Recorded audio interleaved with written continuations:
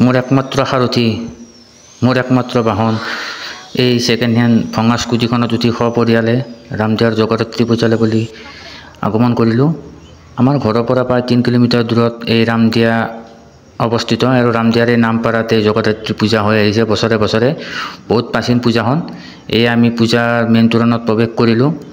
এসময়ত বন্ধু বান্ধৱৰ লগত এনেকৈ পূজা চাব আহিছিলোঁ। তেতিয়া দিনবিলাক বেলেগ আছিল, কোনো টেনশ্যন নাছিল। এই পূজা চোৱাৰ চলাৰে ছোৱালীৰ লগত চিনাকি, তাৰপিছত ফোন নম্বৰৰ লেনদেন, বন্ধুত্ব, প্ৰেম, বিচ্ছেদ এনেকৈ চলি আছিল জীৱনৰ গতি। এতিয়া এইবিলাক নাই। এতিয়া নিজতকৈ নিজৰ পত্নী পুত্ৰক বেছি গুৰুত্ব দিব লাগে। এয়া পূজা মণ্ডপৰ সন্মুখত দেৱাদিদেৱ মহাদেৱৰ প্ৰতিমূৰ্তি। মোৰ পুত্ৰ ভয়ংকৰ শিৱ ভক্ত। শিৱক হেঁপা পলুৱাই চালে, তাৰপিছত এক কপি ফটো উঠি যাবই মন নকৰে, তথাপিও যাবলগীয়া বাধ্য হ'ল। এয়া পূজাৰ মেইন মণ্ডপ। জগদ্ধাত্ৰী মাৰ খন্তেক সময়ৰ কাৰণে নিজে ভক্তিৰ ৰূপত বিলীন হৈ গ'লোঁ। জয় মা জগদ্ধাত্ৰী। এই পূজাত ডেকা বাবুন আৰু ভাল, বহুত ধুনীয়া ধুনীয়া ছোৱালীয়ে পূজা চাব আহে। এয়া আমাৰ চলি আছে ভাৱৰীয়াৰ নৃত্য। কি সুন্দৰ কলা প্ৰদৰ্শন, যেন চাইনাৰ পৰা আহিছে। এয়া এহাল দাম্পত্যিয়ে নানা ধৰণৰ খেলাৰ সামগ্ৰী বিক্ৰী কৰি আছে। এনেকুৱা দাম্পত্যিয়ে ভাইৰেল হৈছিল স্পাইৰেল পদ্ধতি বিক্ৰী কৰি। এওঁলোক একে দাম্পত্য। আজিকালি কিন্তু তিৰোতাবিলাকে গৃহিকক ব্যৱসায়ত যথেষ্ট সহায় কৰে, শুভ লক্ষণ। পুত্ৰৰ একো পচন্দই হোৱা নাই, কি ল'ম কি নল'ম, এইটোৰ পিছত সেইটো চাইছে। এয়া পত্নীয়ে চাই আছে কাণ ফুলি। পাপীৰ যেনেকৈ পিতাত মন, ছোৱালী তিৰোতাৰ গহনা আৰু কাপোৰত মন। পুত্ৰৰ এতিয়ালৈকে পচন্দই হোৱা নাই, ইপিঠৰ পৰা সিপিঠ চাই গৈয়ে আছে। নাই নাই নাই নাই, একোৱে পচন্দ হোৱা নাই। পত্নীয়ে এটা লেম্প দেখুৱাই দিছে। লেম্পটো দেখি দেউতাহঁতে 4 ভায়েকে একেলগে পৰা প্ৰাচীন লেম্পটোলৈ মনত পৰি গ'ল।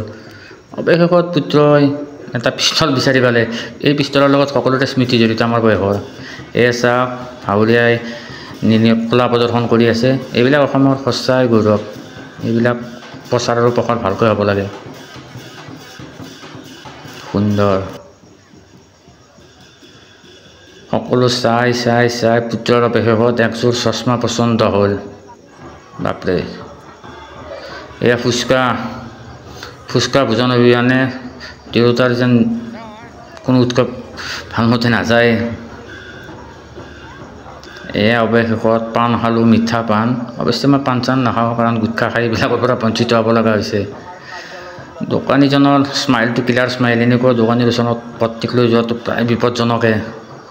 যিয়ে নহওক, 2খন পাণ ল'লোঁ। কি স্মাইল দিব চাবচোন দোকানীজনে। হাই হাই, মিঠা পাণৰ এটা সুকীয়া আৱেগ আছে। আৰু পূজা চাম, জিলপি ঘৰত নিনিমিতো হ'বই নোৱাৰে। এসময়ত জিলপি খাই খুব ভাল পাইছিলোঁ। এতিয়া 12 মাহে পোৱাৰ পৰা কিবা জিলপিৰ প্ৰতি অলপ মোহটো ভংগ হৈছে। যিয়ে নহওক, আধা কেজি জিলপি লৈ ঘৰলৈ ৰাওনা হ'লোঁ। আৰু এই ঘৰত যাওঁতে এই পূজা চাই উঠিলোঁ মাত্ৰ। ৰাস ক'ত চাব যাম, কি কৰিম, সেই প্লেন মেছেজত আৰম্ভ হৈ গ'ল।